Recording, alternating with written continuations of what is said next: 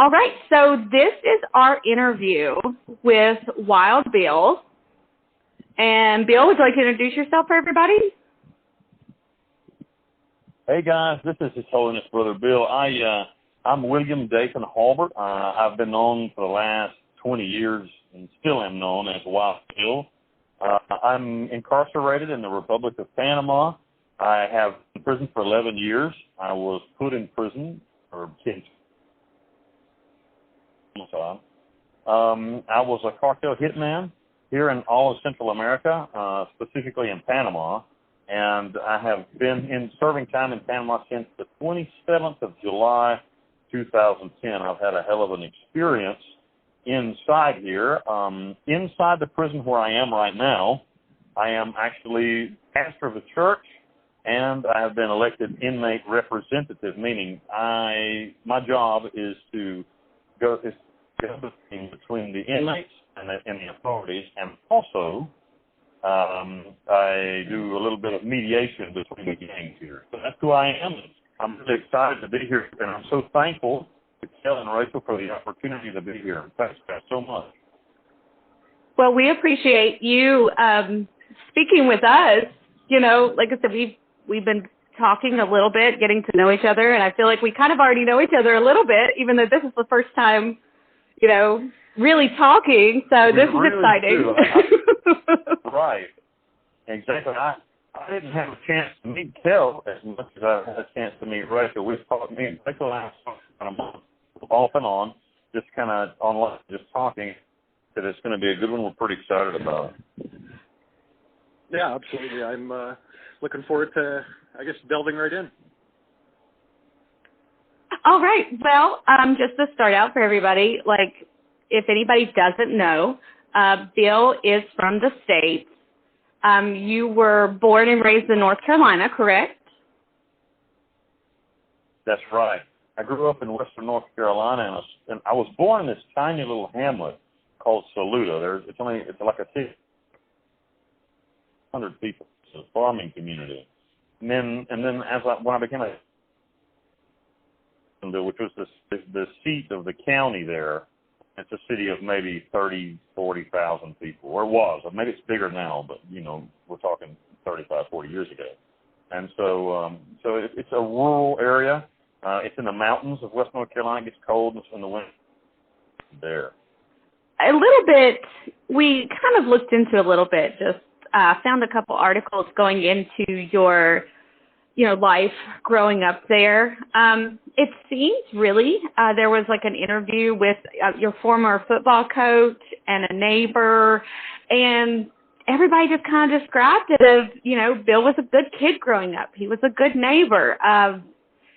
You know, everything was just kind of the all-American dream, so to speak. So really growing up like that, and like you said, small little town, was there ever, I guess, an indication, or was there ever anything that would make you think down the line you would end up where you're at? No, and the thing about it is, I know a lot of people think of me or say that I'm a serial killer. I detest that title because I don't feel like one. What I did was more along the lines of, and I want to be honest with you, I'm a totally repentant person. Kind of getting off subject, but I want to go ahead and say that I'm a totally repentant person. I'm a Savior, and I put all that evil, the bad things I did away. But even when I was growing up as a kid, I was captain of the football team. I didn't make the best grades, but made good enough grades to get into college. You know, I was a normal kid in every way. I think I got married a little too young, and the thing about it is, I grew up my father's dead now. He died of stomach cancer, God rest his soul, in 2016. But my mother and my father gave a good home life, totally middle class, grew up on a farm, hunting, fishing, football, threw the shot put and track, and played baseball in high school. And so these are the things that, you know, just like an all-American normal kid. What happened to me there, and you didn't ask, but I would think that maybe your next question would be, well, then how did it all go wrong? And I'll answer that if that's not if that's not too much of an inconvenience, go ahead and answer that. What happened to me was I got into a custody battle with my ex-wife. God bless her. God bless her. I don't harbor any bad feelings. And in the custody battle, it turned out that both of us, me and her, we broke the judge's order in different ways. And they brought us to court. We sued each other, and we ended up in court again. And he gave my reserve or less, but he put me in for 2 weeks, and I freaked. Really, it was Southern justice. People don't know how corrupt. Father of a girl I dated in high school, and I kind of did dirty. Women have been both the pleasure and bane of my existence. I love women, and they like me, and so. But anyway, we'll leave it where it is. But what happened in the case was my ex-girlfriend's father, and asked him to rescind himself from the case for the purpose because there's a personal relationship there. He refused, and then, with lack of a better word, he broke it off in my ass, I think would be a reasonable way to say that. And so what I was trying to do in that time period, I was going to try to go get a seat in the state house. My plan had always been to be a politician, always. You were a Democrat. Really I was Republican then. Okay. I wouldn't vote for either side now. But back in those days, I was very conservative, like almost to the point of being right wing. And actually, we'll talk about that in a moment. I'll let you guys your quote. We'll talk about that in a little bit. But what happened to me was that destroyed that state house member can't be put in jail for 2 weeks. And so I was very angry about it. My lawyer asked the judge to put it off, to let me do it on the weekends. And when I went out, and the judge agreed. So when we went outside, I appreciate bullshit. I was really angry about it. And I made the statement. I made the physical statement with my mouth. I said, if these bastards want to see a criminal, I'm going to show them the best damn criminal there ever was. And I left the States. And the things that I did in this, because I'd have taken care of all this, but I'm not. It's hard for me to say, but so that began. I had a really normal life up until that point. And I don't think my life was ever normal, if you want the truth. But I had a very, as far as my family life goes, was very normal. Had a lot going on, and made quite a bit of money. And but that was the thing. If I said, well, what is the point? Where's the point of this to turn away from being normal into being insane? That was. And so when they kind of made me a criminal when I wasn't one. So I'll leave that there and let you guys ask more questions. There was a statement made that, you felt jealousy towards other people coming out of high school, that you wanted a football career and you didn't get it. You're saying that they kind of created a criminal. Are you saying like they, you put all the blame on like the court system, or was it kind of internalized? Like you just kind of decided, you know what, I'm just going to take it for myself because I'm not getting it from anyone else. Does that make sense? Yeah, but that's not really how it was, I don't think. But like a football career, I didn't think, I wasn't big enough to play and like physically large enough to play. I was aware play any more football. That wasn't the problem. The problem was when the turning point came, I was about 24 years old, and I was trying to support those things taken away. It was called the Southern National Patriots, NAACP. Branded the organization a hate group, and the local television station came down. We were not a hate group at all. We were a political party, and we have no. And they even said they said I had ties to the National Alliance. Now I'd like to address that. The National Alliance was a neo-Nazi organization, I'm certainly not a Nazi in any way or anything. I'm not a racist. My most recent ex-wife is not a white girl, and I mean I don't have any racist tendencies. We had African American members in our, and when the news media came out, I presented our African American members to kind of like refute the fact that they're trying to accuse me of racism. We weren't a racist organization at all. But what happened, the way they go ahead. Sorry, I was just going to say, what were the reasonings that they used to label you guys such a thing? What was we were anti-immigration. We were anti-illegal immigration. We were an anti-illegal immigration platform, and we were doing really well. And I'll tell you why we were doing well. We were in an area that had been hit really hard by illegal labor. We grew up in an area that was like all cotton farming and textiles, and all the cotton farming and all the textile mills had been taken over by illegal migrant labor. And so people were really angry about that, and the group kind of capitalized on this anger to create a political party. We were actually going to run a candidate for sheriff when the thing collapsed. I left the States because of just I never meant for it to be such a stink. I left the States, right after that because it became such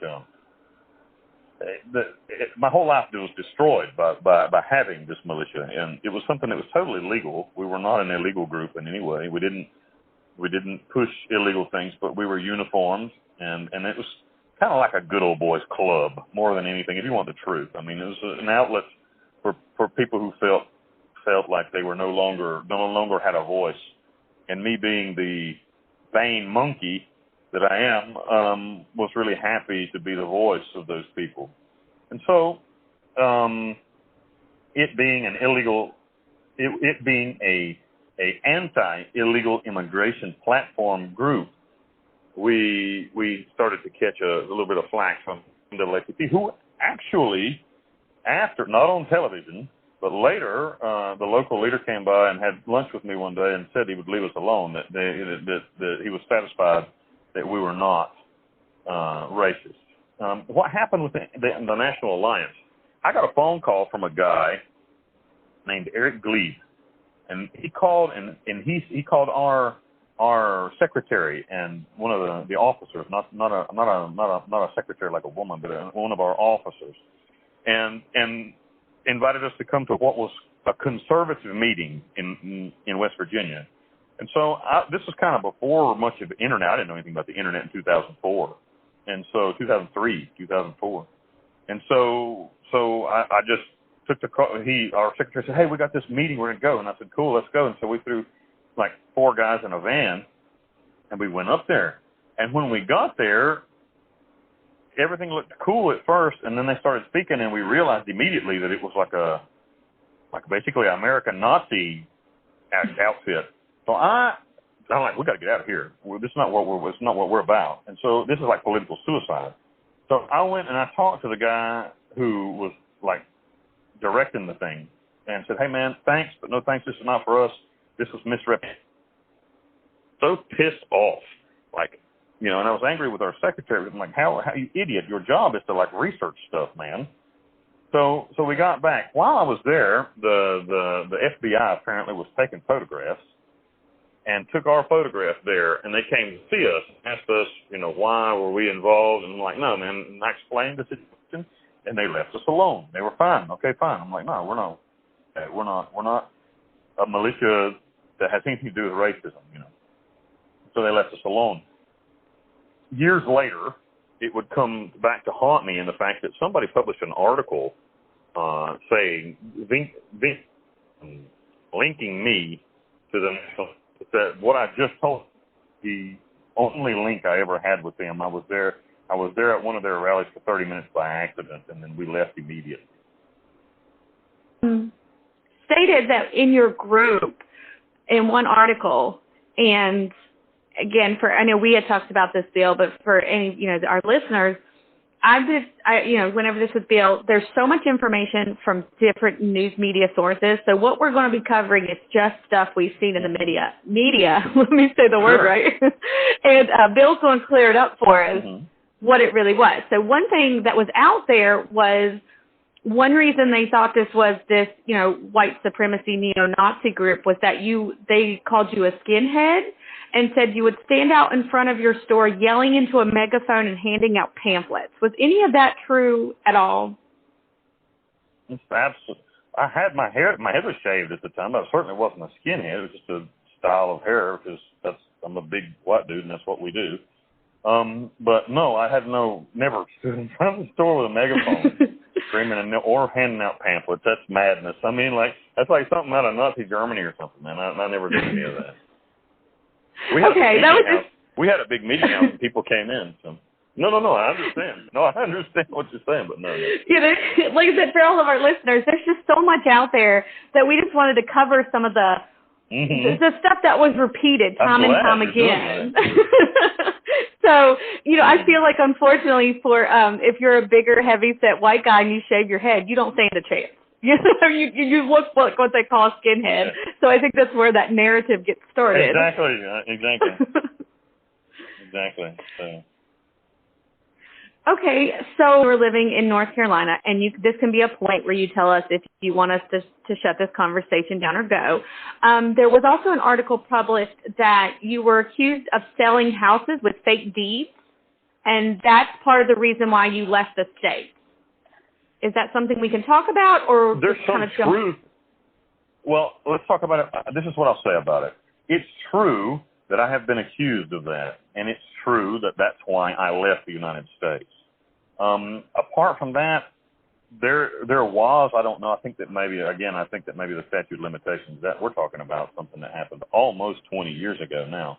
So I think the statute of limitations is 14 years, but at the same time, I have to be really careful about what I say about those things. I'll just say that that's why I left the United States. That was the reason that I left the United States. But I won't guilt in that thing.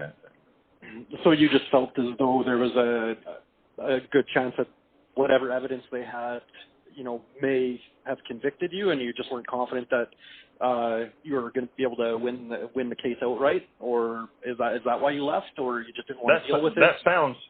I like your reasoning there. Let's just leave it there. I was afraid that I would end up going to prison, so I left. Fair enough. Okay, so then in our story here, our storyline, you've left. You left with your wife's girlfriend, Laura, and I have to bring it up now. Girlfriend at the time. Okay. I have to bring it up here that you all left. You did end up in Panama. How'd you end up in Panama? Well, I didn't actually go to Panama first. First, I went to Costa Rica, and to be perfectly honest with you, even though we introduced ourselves as husband and wife, I was never actually married to Laura Michelle Reese. We were never actually legally married. We lived as a married couple, but they've only ever been married twice. She and I left the United States and went first to Costa Rica. What had happened in 2003, in 2003, I went to Costa Rica on vacation to a place called Limon. And Limon is very much like Jamaica. It's all that Afro-Caribbean style lifestyle there. Everybody there is like African origin, and they all speak patois, which is like a form of English. And we went there on vacation, and I loved it. I just loved the people. I loved everything about it. And so I said if I ever had to leave the States, I'd come back here, and that's what ended up happening. I left the United States after, I can't really talk about it, but I left the United States in a hurry, let's say that. And when I got to Costa Rica, the life was so relaxed, so laid back. And I was in Costa Rica for about 6 months or a little bit more, and realized that sooner or later I was something. I'm running out of money. I have to, sooner or later, I'm going to have to do something just indefinitely. Have enough funds. I didn't get to Costa Rica with that much money, and I'm going to have to do something sooner or later to make money. I had a friend of mine who was a fisherman, a commercial fisherman, and had a small ship, very small boat, like a 50-foot trawler. And he said he was going to Panama to catch tuna. Would I like to go? And I said I would. But I told him, kind of explained to him, I'm kind of like a fugitive, man. And everybody there Everybody there is a fugitive. That's another thing I want to talk about just a second. Let's go ahead and Central America, nobody classes of Americans that could, no, three classes of Americans that are Central America, in Costa Rica, Panama, Nicaragua. These people are, first, people that like to do drugs because they're very cheap and legal. But it gets, that's one, like, you know, there's like that here, like surfer bums, you know, people that like are older people who have retired and want to have slaves, basically, who now want to be like patron, want to be like the big shot. They come here because they got a little bit of money. Let's say a man who has a retirement of $3,000 or $4,000 a month in the States has to cut his own grass. Here, he doesn't have to do anything for himself for $3,000 a month. And so there's that guy, and maybe his wife, and maybe not. And then there's people like me, fugitives, people who are hiding from IRS, people who are hiding from maybe an ex-wife or ex-husband, or people who are hiding from the government aren't here. That's all. You know, you're not going to find a single normal person, like everyday Joe, here in Panama or Costa Rica that's an American. Everybody got something wrong with them. That's why they're here. So 2 out of 3 Americans that you I'm meet... kind of getting off track. I don't even... I'm sorry? 2 out of every 3 Americans that you meet there, you kind of have to look and be like, all right, you know, what are you hiding? Exactly. Exactly. It's a rogues. I mean, it truly is a rogues gallery here. I love it. I mean, that's my world. I love it. I mean, I love that part of it, that aspect of it, because, you know, I'm the pirate of Panama. And so anyway, so he asked me if I wanted to go to Panama, and I explained to him that I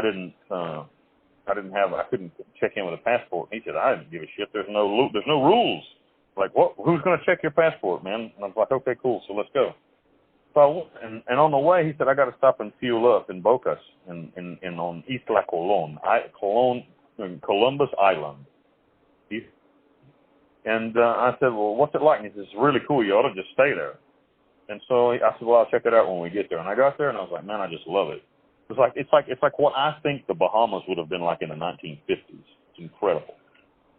And beautiful little, every house is painted a different pastel color, or houses with water, beautiful women, just paradise. I mean, it's just literally, it's paradise.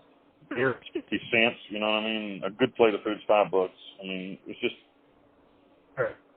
to go fishing, man, I'm staying here. So I stayed there he was going to go make a trip, like a about 6 days. And I said, when you get back here, I'm going to be at this hotel, so just come and then we'll go back to Costa Rica. And then during that time, I met a man named Mike Brown. Mike Brown was an American guy. Well, he called himself Mike Brown. That wasn't his name. And it's a long story, but in a conversation with him, he asked me, did I know anything about shipping and being on a boat? And I'm licensed up to 500 tons. I have a captain's license up to 500 tons. And so I explained that, and he's like, "Oh, really?" I'm like, "Yeah, I've got a captain's license." I said, "But you know, I really can't use it because I got this problem." He's, "That's even better. It's even better that you're a crook. You know, that's what I'm looking for." And so he says, "Come back tomorrow." We were drinking in a bar. I just met him in a bar. I didn't even know him. I just sat down, and he come and sat and talk to me. And then he said, "Come back tomorrow. I'm going. I got to do something, but come back tomorrow here at 12 o'clock, and I'll take you to my house and show you what I got going." So I said, cool. So I came back the next day, and we went to his house, and he showed me his operation. And what he did was that there are people from China, Asian, pay money to be smuggled into the United States. But the route that they come through the Panama Canal, and then on the other side of the canal, they drop them off. There's a courier that brought them from the canal up to Bocas to where his house was, and then he takes them on to Jamaica. And I assume that the Jamaicans take them on to the States or where the next stop is. I don't know. I never knew. You don't ask questions like that. And so I began captaining the trafficking ships. Now these are people who $1,000 each to be stuffed into the United States. That's how I met Mike Brown, and that's how I got into the criminal organization in the Republic of Panama, and that's also how it was the first that I ever did in golf, into the game. Mm-hmm. And so that's how you joined the cartel, is Michael Brown was working with them, and so it kind of brought you into the fold also? Exactly. And when I use the word cartel, people think of this great organized thing, and it's really not like that at all. It's just kind of a loosely based group of cutthroats, you know what I mean, that everybody's kind of doing something and needs the help of somebody else. And so it wasn't really like there's one boss controlling everyone or anything like that. There was sort of a hierarchy to it, but everybody's sort of like an independent subcontractor. Even me, even captaining the boat, I was an independent subcontractor. I do my job and I got paid, and I went home. And then I was still living in Costa Rica during this time. I would go to work, took a break and working in Panama for quite some time. What were you making? What kind of money were you making doing what you're doing? 2 and sometimes 3 loads a week, and the people that I ran were between 65 and 80 persons, and I would make between $2,000 and $3,000 for the trip, depending on how many people were there. So I was really knocking down pretty good money. I was making sometimes as much as $8,000-9,000 a week, and always at least $4,000 a week in cash. And not too I shabby. can tell you, in Central America, in Central America, that was an enormous amount of money. When you figure that minimum wage here is $300 a month. So, I was living like a king. Now, what would have been the downside? Obviously you're paid well because of, I guess, how risky it is what you were doing. What would have been the downside if you were, I guess, apprehended for shuttling these people? Well, I think that it would have been terrible, but we had good, would have been, especially for me, it would have been almost fatal, because they would have tacked on human trafficking on top of the things I already had in the States. There would have been a 50-year jail sentence or something. But we had excellent intelligence on where the United States Coast Guard was at all times. And still, that's so easy to figure out. People don't even realize how easy it is to move drugs and guns up and down the coast. There's only one ship. And so what you do is you find an Indian guy and his family, and you say, hey, man, I'm going to give you $300 a month. Every time that the Coast Guard ship goes up, I want you to call me. Every time the Coast Guard ship goes down, I want you to call me. So when the Coast Guard ship takes a run to Colombia, it's going to take him 3 or 4 days to get back. So when he leaves to go to Colombia, you got 3 or 4 days that he's going to be south of you. So you got to move your ass and do everything you got to do in 3 days.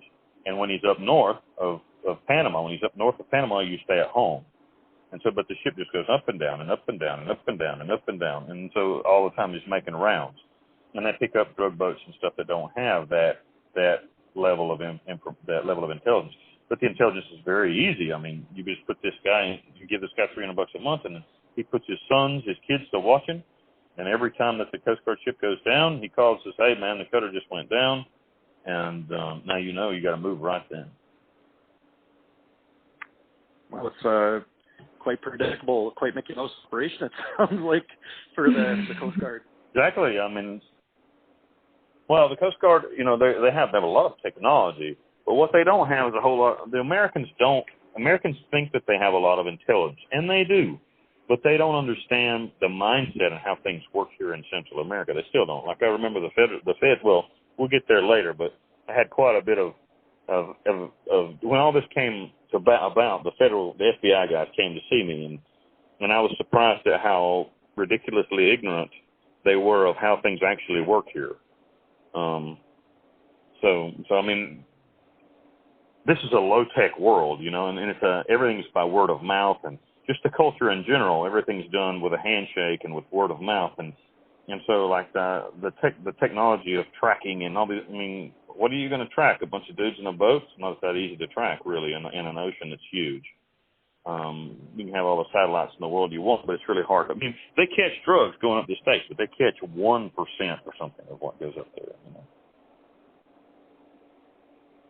So you're doing this work, and you were doing that while living in Bocas del Toro, correct? You're doing that, the smuggling. Well, at the first, in the smuggling I was doing when I was still living in Costa Rica, in Limon, Costa Rica. I hadn't made the move to Panama. I hadn't made the move to Panama yet, and I wouldn't make the move for a very long time. I'll tell a little story that not a lot of people know. I had I think that I think we have to cover, in order to tell the story that I like to, we have to get there first. We're not there first. I think that you might want to ask some questions about what happened with Jeff Klein in order to get to that point.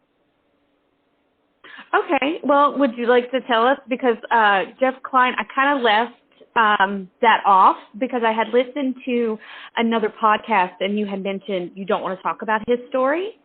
So I would, if you feel like sharing his. I don't really, but what? What I'll tell you about that story is that I had never killed anybody or even thought about killing anyone. It's not something that would ever even cross my mind, and so I can't talk much about it. But Jeff Klein was killed in self-defense. The Panamanian government and the Costa Rican government investigated and concluded that Jeff Klein's death was an act of self-defense, and that happened in Panama. And so it's a long story, and one that I can't relate, really. I can't relate it because it's been investigated, but I was never charged with it because there isn't a crime, but I want to protect myself. So the first person that I ever killed was in self-defense and not something that I wanted to happen, and that scared the shit out of me, scared the shit out of me. And I left Panama, left what I was doing there, and just disappeared back into Costa Rica because I was shit scared. And I'd made a ton of money and still had it. Still had quite a bit of money. I'd made maybe $100,000 and still had it in cash there at home. And so I was like, well, I could live for a couple of years and like a king on this. And then after that, probably one of the very best times of my life that nobody really knows about occurred. I went to San Jose, which is the capital city of Costa Rica, and lived for about almost a year there. And this is how it happened. I was in a bar, an American bar, a bar where the gringos, the expatriates, the expatriated Americans go. And in that bar, I met a guy named Rolf, and Rolf was a pimp. Basically, he had an escort service, and I got to talking with him. We were drinking, and his name isn't Rolf, by the way, and I will protect his identity because he was always really good to me. And his name isn't Rolf; it's something else. But he's a German guy, and he had an escort service, and I don't have anything to do with prostitutes, and so I don't. That doesn't appeal to me in any way. But Rolf had an outstanding debt, and he told me, he said, it's not even the money because he's making a lot of money. It was not the money; it was just the insults of having it. And somebody owed Rolf $25,000, and I said, start back there. So I met this guy named Rolf who had an escort service, and obviously prostitution, and he ran a little bit of drugs, but just drugs to serve clients, not like trafficking drugs, and just like the girls would take, just if you wanted some cocaine or something, with the girls he'd send. Anyway, So someone owed Rolf $25,000, which wasn't a large amount of money for him or me. But I made a statement and I said, "Well, you ought to let me go get it for you. What would you give me if I went and got it for you?" And he said, "What are you talking about?" I said, "Let me go get it. Let me go pick it up." That's what I did some of that in the States. I used to collect in the States. And so he says, "Well, here's the address. Go pick it up." And so after about 5 minutes with me, the guy coughed up to $25,000. And I brought it back to Rolf. I thought he'd give me like $5,000 or something, So I gave him the money, and he's like, "Holy shit! Like, I can't believe that you just went and got it." And I'm like, "Well, what?" And he's like, "There's nobody that does shit like that in Costa Rica. It's like this is like a place where it's not like in the States where everybody's kind of violent. Here, everybody's like really laid back." And he's like, "You really have a talent for that." And I'm like, "Well, yeah." And so he gave me half of it. He's like, "Here, take half of it. Take $12,000, and I'll take 13."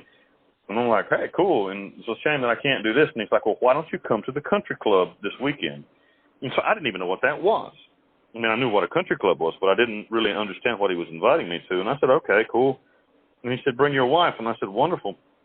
So I told my, she was my girlfriend, but I presented her as my wife. I told Michelle, said, we're going to the country club this weekend, go buy some nice clothes. And so she did, and so we go. And the country club is a place called Real Cariari. Real Cariari. And I know it's hard to pronounce, but anyway, this is the country club in the Republic of Panama. It's got a golf course and tennis courts and a pool and all that. But more than that, that's where all the politicians, it's where all the drug kingpins, it's where all the power, the whole country is concentrated right there. And I went to this place, and so he tells a story about how I went and picked up some money for him. And then there was a judge there who told a story about how he had a daughter who was seeing a Colombian guy, and the Costa Ricans hate the Colombians.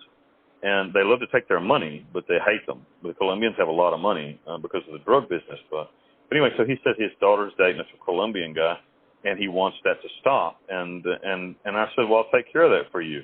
And he's like, really? I'm like, yeah, give me the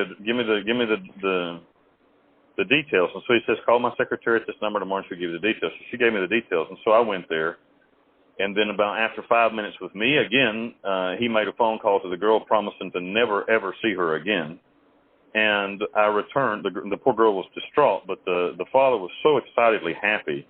So I returned to the country club that evening, the next, 2 days later.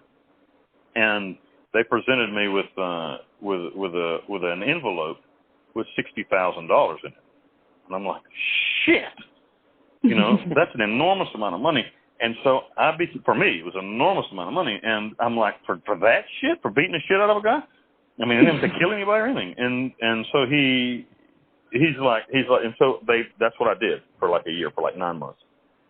And so to be sensitive, I have to be really sensitive to the things I say. I began doing these things, and I keep wanting to use Spanish words. I got linked to a very political and very hot issue and was told by everybody, you got to go. And that's when I picked up all my shit and I went to Panama. I didn't want to leave. I was so happy there. I mean, I didn't have to kill anybody. I wasn't killing anybody. I didn't even thought about that. I never even thought about killing anybody, even to that point. I had killed a man, but in self-defense, and never thought about doing that as a profession.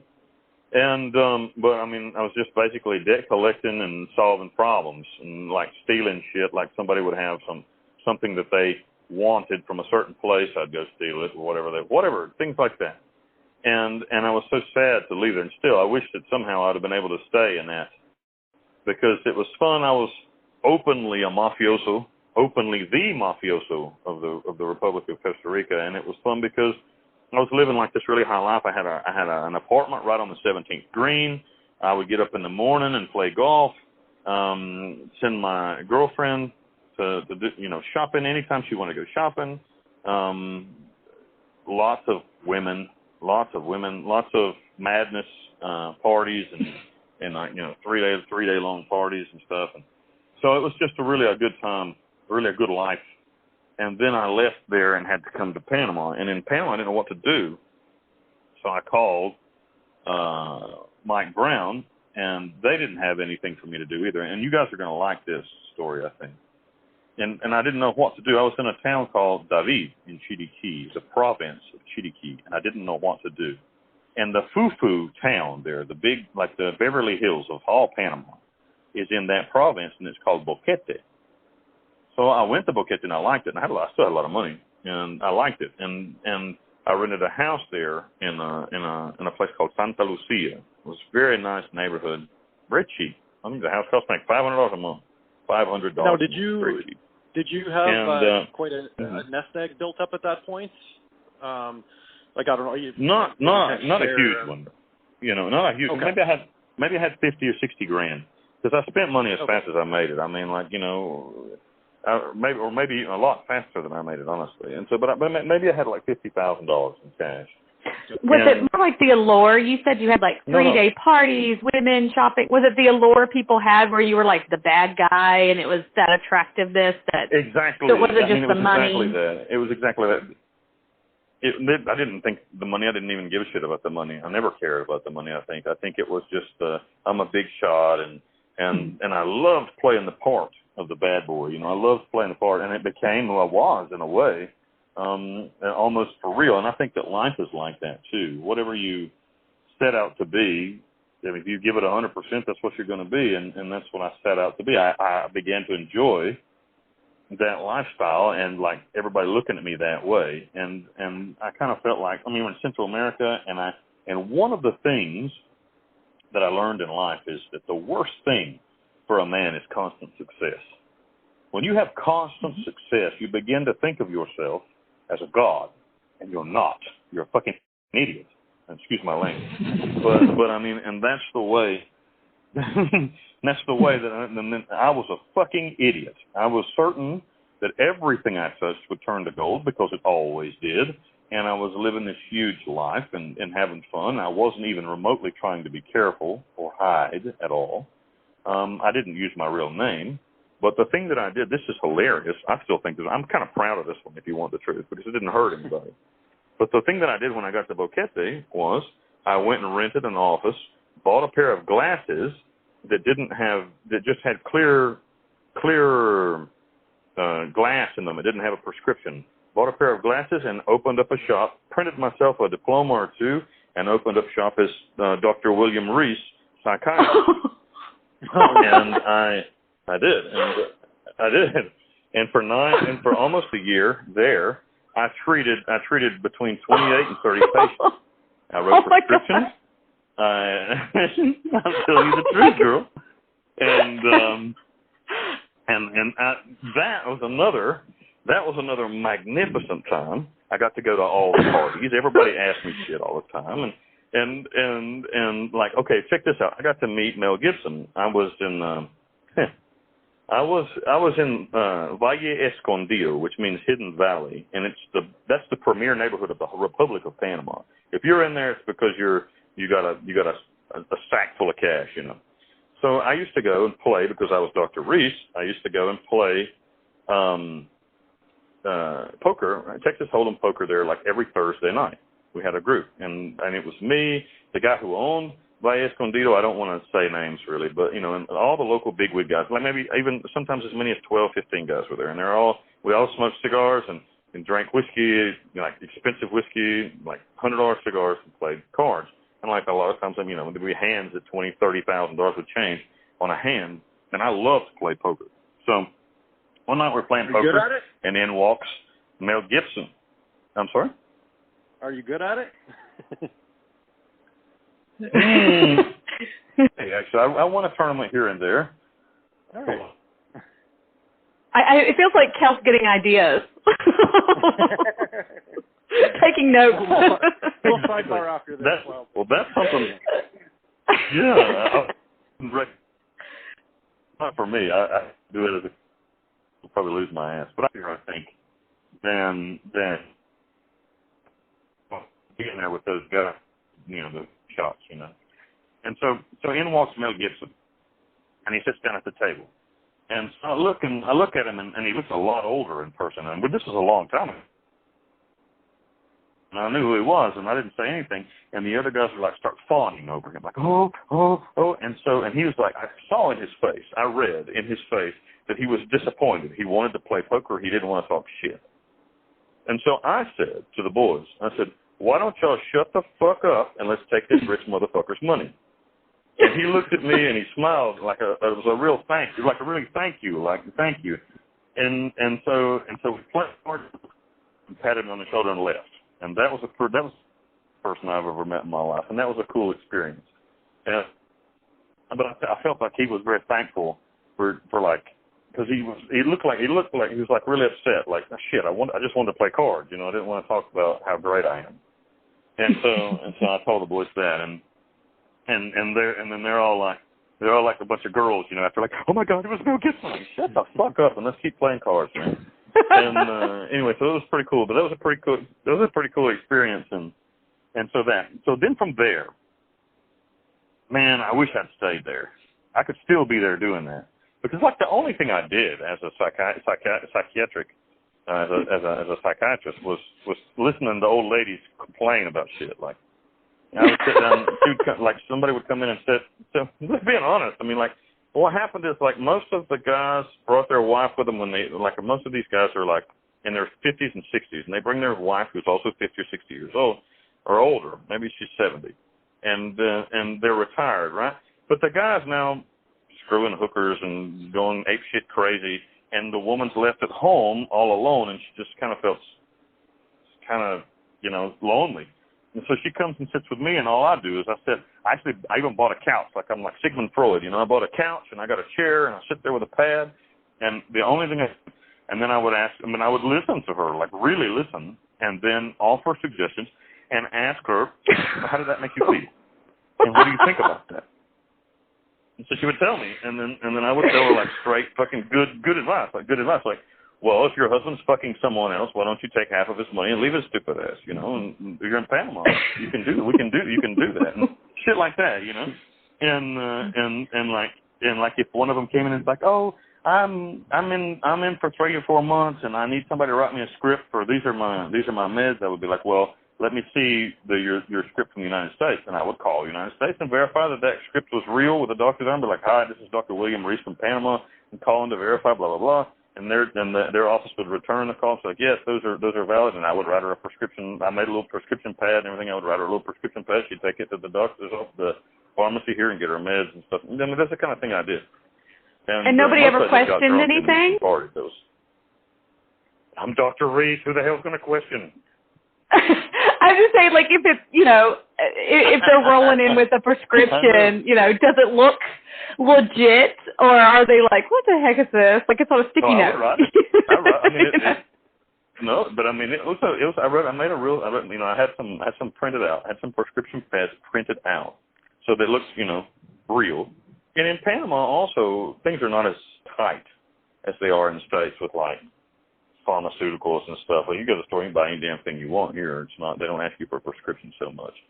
And so it's not quite so tight. If you go in for a prescription for, maybe if you went in for a prescription asking for Rohypnol or something like a date rape drug, maybe they would ask you for a script. But if you're going in, antidepressant medications, they'll just give them to you right there on the spot. You don't even have to have a prescription.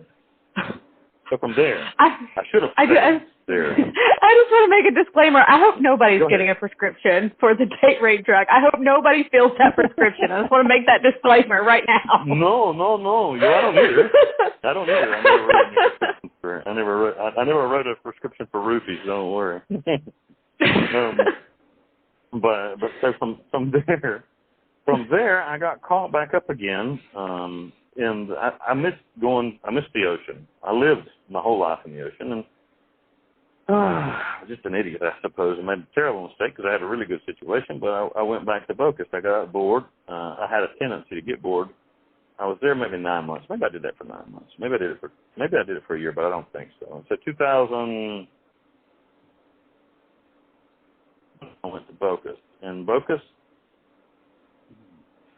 I have to be very careful. One of the people that I used to work for offered me a great deal of money to begin doing the work that I would end up doing, being a hitman.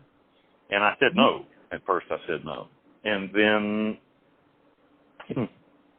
the person I was at the time was very different from the person I am today. The person I was at the time had a strange code of ethics. In our world, in the world of like organized crime, people are like soldiers, and soldiers kill other soldiers, but they don't kill civilians. And so like, it was sort of a strange thing that I allowed a very warped code of honor to let me be talked into doing this work. So I'm going to say this, and I want to say it as delicately and as vaguely as I possibly can. I'm in prison for 5 homicides, and those 5 homicides took place between 2007 and 2010. But I worked a whole bunch. Do you understand what I'm saying? Mm-hmm. And that's about as far with that as I can go. And so I began working in that business. And then the managers of the business in which Mike Brown, and that's not his real name, called me to come into the office. And I went into the office there, and they explained to me that they didn't know that we had a huge problem. I liked Mike Brown a lot. I knew his wife and his kid. I liked them. But it turned out that Mike Brown was a rat, a DEA informant from Florida, I think, and that wasn't his real name. I can't remember what his real name was, but we found out that his real name wasn't that, it was something else, and that the Italians in the States, we'll leave it there, the Italians in the States wanted justice for a couple of boys that got put away to do that job, because that's something you don't fucking do. You don't tell on your friends, ever, no matter what. I didn't tell on mine, and they handed me down 47 years at first, and I didn't tell on mine. And I took it like a man. And so that's something you don't do. So, I mean, it's been over and over and over. I mean, it's been told a million times. But that's how I ended up killing Mike Brown and his family, was over the justice, or the vengeance, I guess is a better word, vengeance that was asked for by a group. Another thing, one of the reasons I'm alive, I wouldn't be alive. I wanted to tell that. I wouldn't be alive if I had continued in my line of work, because there's no retirement in that line of work. They kill you when you're no longer useful, or when they're afraid. You know that going in. So, if you don't mind me asking, you had mentioned before you were, kind of the collector. You would go do whatever you had to do to get the debt for those people, and then it crossed that line. Mm-hmm. Where, like you said, the morality, where did that line blur for you? Because you sounded like you were fine being the collector and, quote unquote, doing what you had to do, versus, okay, now it turns into actually murdering someone. Did it feel to you almost like a collection still, like you validated that in your mind, like, okay, I'm just collecting what somebody did wrong, and that's how you were able to do it? Well, I justified it by saying I'm a weapon to myself. I want to say another thing. If you like to kill people, something is fucking wrong with you. It was a terrible job with an anxiety that was planned to the maximum. I would plan it to the maximum. Thought of myself during that time period and justified it to myself as well. I'm a weapon. I'm not it's not me that's killing them. I'm just the gun, so to speak. This is how I justified it at the time. I don't believe that today. And that if I don't do it, somebody else will, so I might as well make the money off of it, and I'm already waist deep in shit, so what's the difference? Now, when I would do a job, the anxiety of having to kill someone was so great that I would plan the thing very much. I didn't like doing it. Now, I want to explain this in a way that's very vulgar. If I bring you, Rachel or Kel, a plate with a piece of human shit on it, and I say, I will pay you $1 million to eat this piece of shit, or the price is $10 million, and you eat the piece of shit, and you get the $10 million, that doesn't mean that you like to eat shit. It just means that you wanted the fucking money. Well, that's exactly what the situation was for me. I didn't like doing it. I kind of hated it. Although I did like very much the fact that I was the big hitman. I was I was the Grim Reaper. But the actual act of having to do it, I despised, distasted. It was distasteful to me, very, very distasteful. I didn't enjoy it at all. Now, with that, I guess you could call it a job, like with Mike Brown and his wife and son, were they just witnesses, or were you instructed to, eliminate them all? Like, how come it wasn't just Mike Brown? Well, I'm assuming I said, I asked that question because the order was to kill Mike Brown, and I'm like, well, I mean, like his whole family's there. How am I supposed to do that? what am I? I mean, they're like, if we whack this guy, then they're going to scream bloody murder. I mean, like, I can't do it. I can't do it. And then the order came down to kill them all. And because the information came down and said, I'm like, dude, if I go out there and kill that guy, then, I mean, like, the way the whole thing's set up, it ain't like he's walking around town. I mean, like, he's on an island in the middle of nowhere. So, like, there are going to be witnesses left behind. I mean, and then the order came down, and so I refused the job. I can't do it. I said, I can't do it. The way it's ordered, it can't be done. And so then the order came down to kill them all. And that was really distasteful. And actually, I fought within myself over it for a long time before doing it. It's been said that, like, oh, you killed a child. The boy, and killing anyone is wrong. And I'm not trying to make light of it by any means at all, or try to justify anything that I did, because it was wrong. But the kid was 17 years old. He was like 3 months from being 18. And there was like a lady once that really gave me a hard time about it. And I asked her, I said, well, should I have waited 3 months and then you'd feel better? I don't. And so I mean, they say a lot of things. Another thing that they said, I'd like to, if you don't mind, I'd like to refute a few things, just a few things here while I have the opportunity, even though maybe just a little bit out of order. They said that they found bodies buried in the patio of my home. That's a bunch of bullshit. That never happened. They said that I killed a bunch of Indian workers that worked for me. That's a bunch of bullshit. That never happened. I never killed anybody that was not in the game. They said that there were ghosts.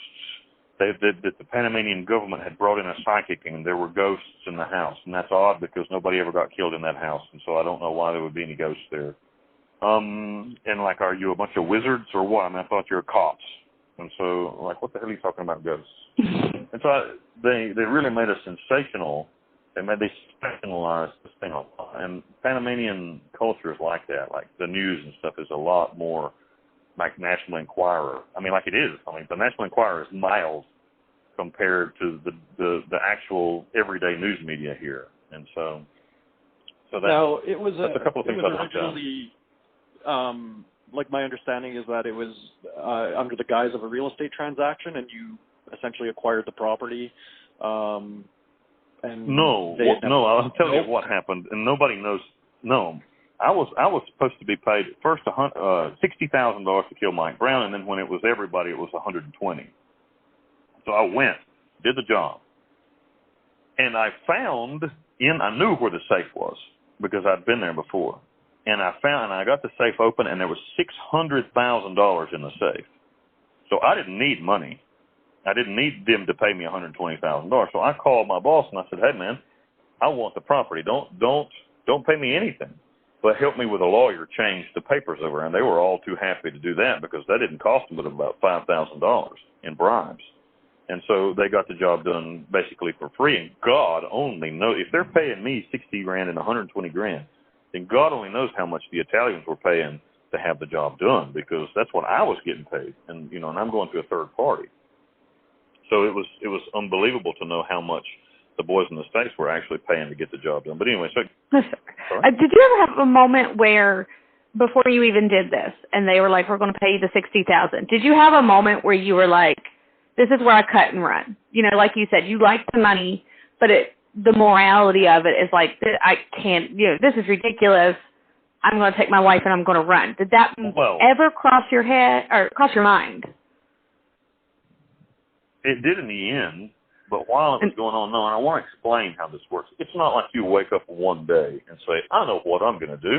I'm going to kill people for a living because that's a good business to be in. There's a good retirement there." It's one step after another step down and deep into hell. And so once your morality is already broken a little, then it's easier to take the next step. Your first thing you're doing is driving a boat, and the next thing you're doing is you're beating the shit out of people for money, and then the next thing you're doing is you're doing this and you're doing that, and it's just a natural progression over a long period of time, and it's dangerous as hell. I tell you what, it's dangerous as hell. It's how easy a normal person is. When I was arrested, they brought in a lady from England because my case was such a big case. I'd never had a case so big in the Republic of Panama, so popular.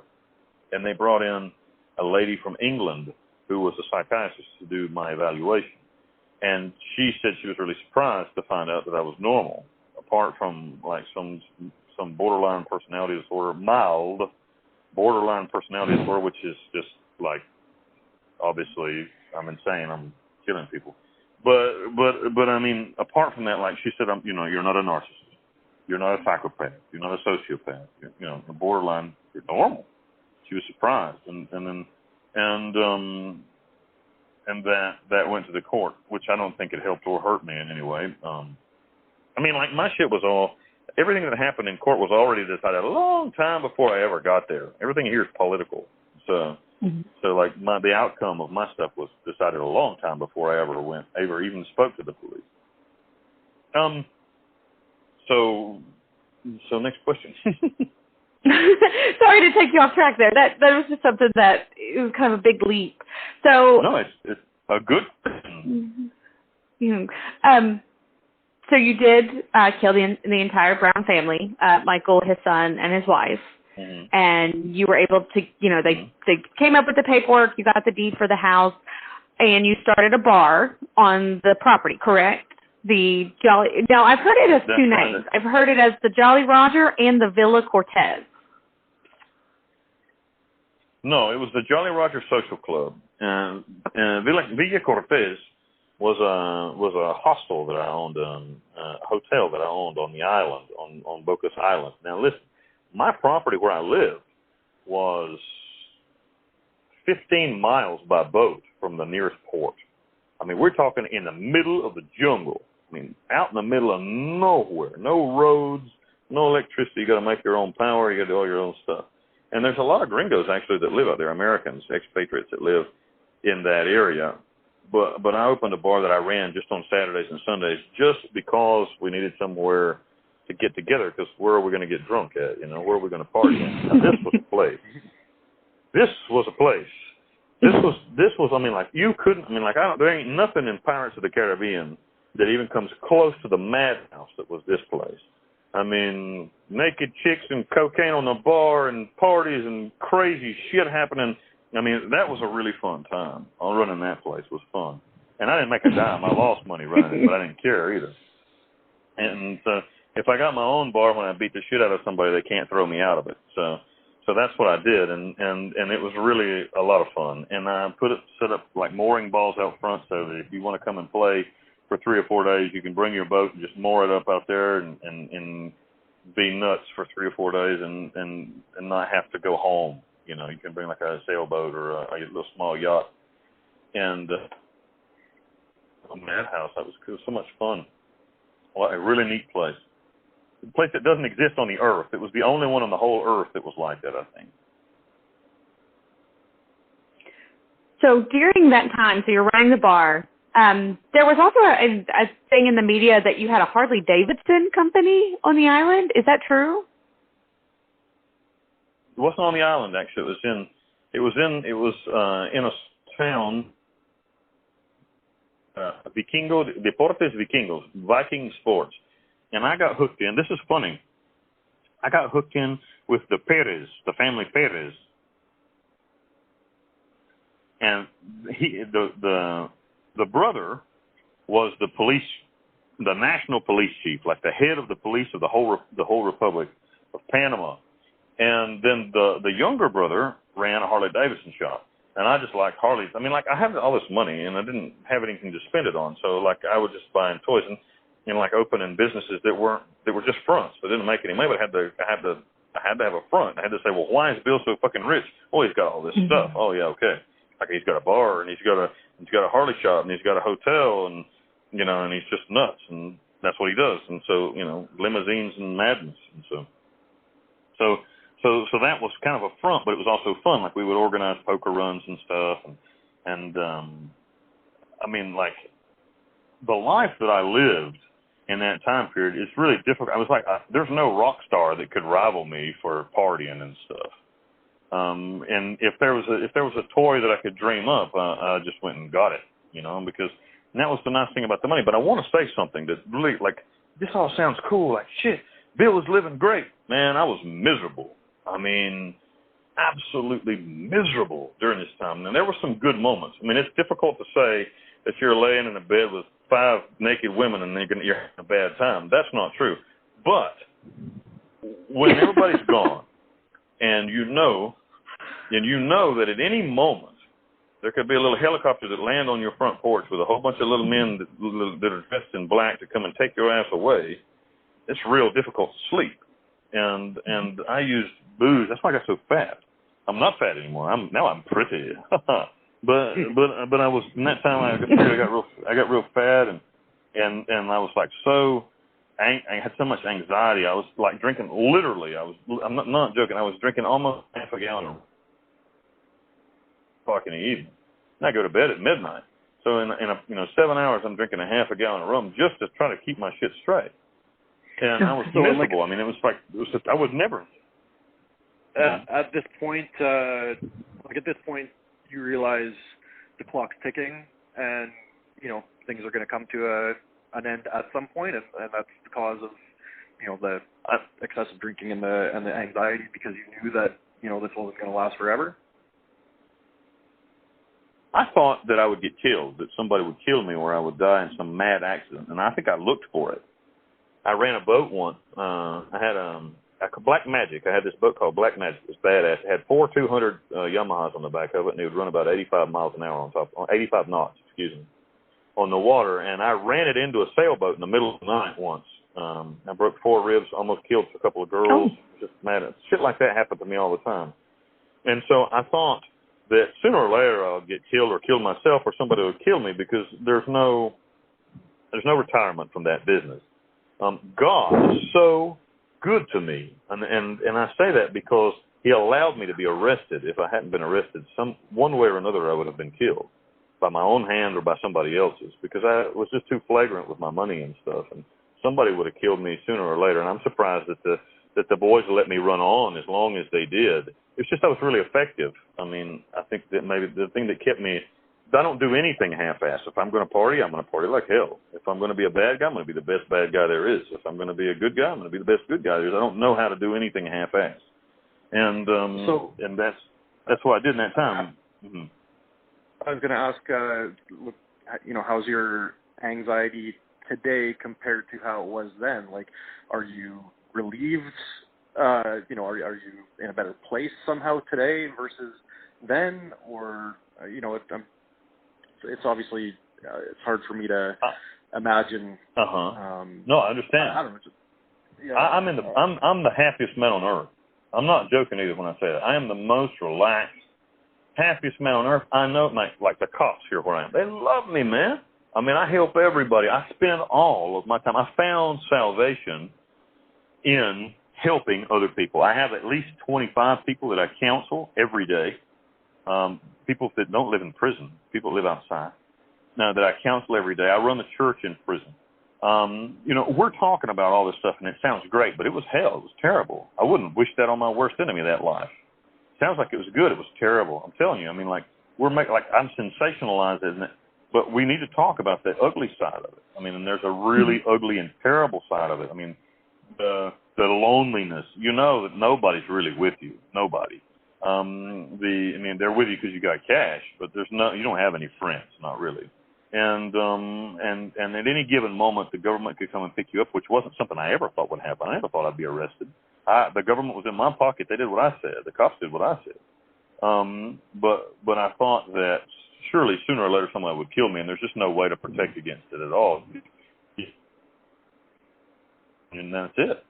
And that anxiety and the. Oh, no, sir. You had said, you couldn't really trust you. You didn't really have any friends. And, I mean, everybody thought you were someone you weren't. What about your girlfriend at the time? Did you feel at least comfort with her? Did she know all of the stuff underneath the partying in the house and all of that? Well, I mean, I think I don't want to speak for her. She's in prison, so I don't want to speak for her, but I mean, she's in prison. She's paying for it. So I think it'd be impossible for her to not know what was going on. But was she an accomplice? Certainly not. I mean, I never hey, let's go kill somebody. You want to ride along? No. I mean, that doesn't make any sense. And I never talked to her. She would ask me about shit. like, where do you get this much money from? I'm like, don't ask me no fucking questions. I mean, I was and still am, a very dominating person. But I use that in a different way now than I did before, a completely different way.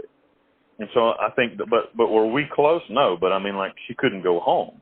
It's not like, if she had wanted to go home, I wouldn't have let her go home because she's a liability, and I'm not going to kill her because she's my old lady. And so, I mean, there's no way I couldn't do that. And so she was unhappy and was very drunken. When I got together with her, we were both in pretty good shape. I mean, she more than I.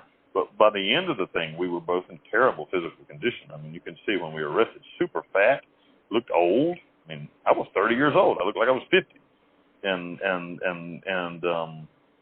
So I mean, it was terrible life. It's not like I don't want any of these kids. It's dangerous because I don't want any of these kids that might listen to this to say, oh, I want to be like that. No, you fucking don't, kid. I promise you don't. It was like that. So now, Kel asked me a really good question. You're in prison. How do you feel? I mean, I spend all of my day, and this isn't an exaggeration, but from the time I'm even looking, who can I help? Who can I give advice to? Who can I give support to? Who can I? That's given me a certain level of salvation. I feel so good. I run a church here. I help these kids to try to get them. Like the main of cocaine in the United States costs $100. Here it costs $10 inside the prison. There are firearms inside the prison here. That's normal. This is a concentration camp. Like in 2009, it's a concentration camp without a death chamber, if you can follow what I'm saying by that. They just throw your ass in here and you figure it out. But I'm blessed. I have a certain level of freedom that other people don't have. I've always been a leader, and maybe for the first time in my life, certainly since 2013, from the first time in my life, since that year, 2013, I have been trying to do everything possible to change myself. And it's possible. People tell you it's not possible. It's not possible to go from being a monster into being a good person. And I know today, I was a terrible person before, but I know today I'm a good person, and I've put the work into becoming one. It's been really difficult to do, but it's been worth it. And I'm the happiest bastard on the face of the planet today. So, and that's a weird thing to say, isn't it? I'm in prison, and I don't know when I'm going to get out. I've got an appeal in right now that could get me out in as little as 2 years. And if God sees fit to let me out in 2 years, great. And if that doesn't happen, then I'll have to stay as long as 15 years more. But sooner or later, I'm getting out of here. And when I get out of here, I'm going to buy a boat, and my crazy ass, and I'm going to write books and retire and do absolutely nothing else. I've already done all the things I want to do in my life other than just live and eat. So that's what I want to do the rest of my life. Your worst case scenario Sorry? is your worst case scenario is an additional 15 years from today. 15, yeah. And your best case scenario could be maybe 14 for today. Okay. And 2 years and 9 months. If my appeal. What's your level of confidence with the appeal? Are you hopeful, or if they follow the law?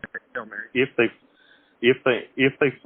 follow the law of the Republic of Panama, it has to come back 20 years. And if it comes back 20 years, you don't do all your time in Panama. You do 66% of your time on any bit. And so if they give me a 20-year sentence, I'm out at 14. Well, I've got 11 down, and I've got some time off for good behavior. Like literally, I have almost exactly on the 27th of this month, I'll have 11 years to the day in, and like I say, I've got some good behavior time. So like maybe 2 years and 9 months, 3 years, and it'll be a fight to get out because they ain't gonna want to let me get out. But even if I had to serve the whole 20, I don't give a shit. It's not that long, but at the worst case scenario is another 15, 16.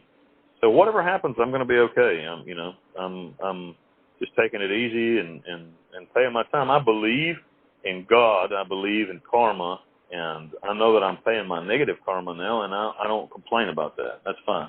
I got to do that. And I want to make sure. Are you going to have to get a job when you're out, or are you, do you have, a scenario where? Well, I'm trying to fix that right now. Let's talk. if you give me the opportunity, I'd like to talk about that. What I'm doing right now is I'm writing. If I get what I'd like to have done, I want to write. I'm a good writer, like a really good writer. I've written a book called Long Live the King, Wild Bill. It's about my first year in prison. It's a book I can sell because it doesn't have anything to do with any of the crimes that I committed. So it's a book I can sell, and I'm trying to get it published right now, which is harder for a person who's in prison than you'd think. There's no law prohibiting me in the Republic of Panama or internationally from selling a book that has got any, like if I write about the murders, I can't write about that, but I could write about. And so if there's a publisher listening or an agent that might be interested in working with me, please get a hold of me. That's another thing I'd like to say before the phone dies. If you guys, anybody listening out there would like to get in touch with me, I'm on Instagram at Holiness Bill. Now, I want to talk about that. His Holiness. I call myself His Holiness the Prophet, Brother Bill, and that's a joke. I mean, I don't think I'm His Holiness, man. I mean, it's just a joke. Like I'm like the Dalai Lama, His Holiness, you know? So it's kind of a tongue-in-cheek thing. But anyway, I'm on Instagram at Holiness Bill. I'm on Facebook at Friends of the Prophet, Brother Bill. And I'm on YouTube. I just gave this really cool seminar on YouTube. It was how to cure yourself of pussy boy pansy ass height. The feminization of men in Western society has women going crazy. So we want to fix these pansy ass pussy boys so that they can grow balls again and take care of their families. So I just did it, and it's on YouTube. That's on YouTube at Jolly Roger Social Club. So look it up, and that was the name of my bar as well. I'm going to take this off as well to thank a few people. This won't take but about 30 seconds. There's some people that I really love and that really take care of me, and I'd like to do that. So first, I want to say thanks to Munskesis, Pookie, and Sparkus Maximus. These are the super hoes. Hugh Hefner had the Playboy Bunnies and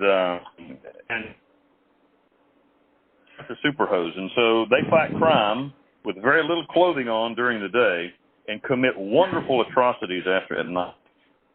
Carolyn, my friend Carolyn, who is an incredible support and rock in my life, and I just love her to death, and she's been so supportive of my writing and trying to help me to get published. Then I want to thank some of my friends. These are all women. I love women. I want to thank some of my friends, Amber, Selena, Amaret, my South African connection, Angela, the Thunder from Down Under, and my brother JP in Alabama. He's not really my brother, but he's my brother. He's in Alabama. And also I'd like to mention Andrew Dodge and Joy Hoffman, who got me started in this, like doing interviews. They're from Unforbidden Truth, and I'm not trying to prostitute somebody else's podcast in yours.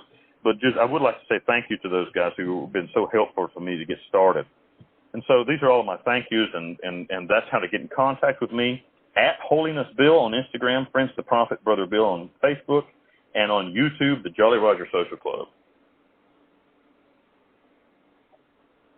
I don't care where you are or who you are. You can be happy.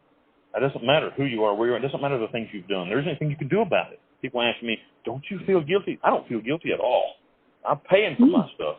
You know, I'm paying for what I did. So I don't feel guilty at all, man. I mean, there ain't anything I can do about it. The only thing I can do about it is change myself and try to be a better person, and I'm doing that. So what point would it be for me to feel guilty? Am I repentant? I certainly am. Do I want to tell kids today to behave and not do stupid shit? I certainly do. But you can have a lot of fun and break a lot of rules and not break the law. And so don't break the law. Why would you ever want to come to a shithole like this? Why would you ever want to go to prison? That's not cool. I mean, and like, you know, a lot of kids fall into that trap of their parents were in this life, and so they feel like they have to be. Man, break that chain. Don't ever come and waste your time in a shithole like this. And so, although it's been a great place for me, I mean, go ahead. Oh, but I have like a couple questions popped in my mind. The first one is when you were talking about your appeals and trying to get out early. You said you're repentant for it. So do you not feel when people would say, well, you deserve to serve the maximum time because these people's lives were taken early? And the second one, now, you know, you have a really great attitude with everything going on and being in that prison. Do you feel like that is like almost your purpose? Like that's where, you know, being a Christian, God put you to work through you in that prison? Certainly. is where God put me, and I'm certainly am. But I think that my times have split. Maybe having a life coaching center somewhere outside, and like people say, well, you're a murderer. Who would want to talk to you? Man, you wouldn't believe the people that want to talk, and you wouldn't believe the people that I can't. Misfits. I counsel people who are winners, and I want to do that for some. And when anybody would say, well, you don't deserve this, you don't deserve that, I don't give a shit what they think. I don't even care.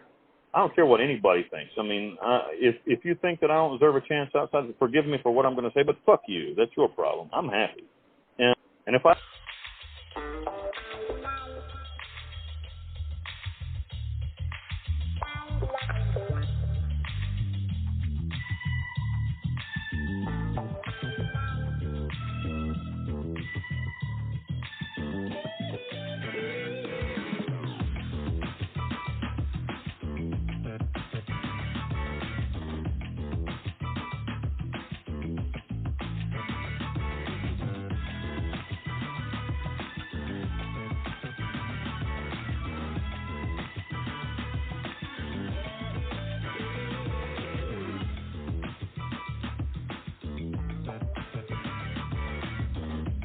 Thanks for listening to SS True Crime. If you like what you hear, be sure to subscribe.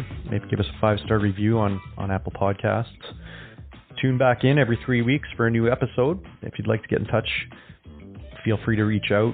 Instagram, email, Twitter. Just follow the links in the show notes and you'll find us. Until next time.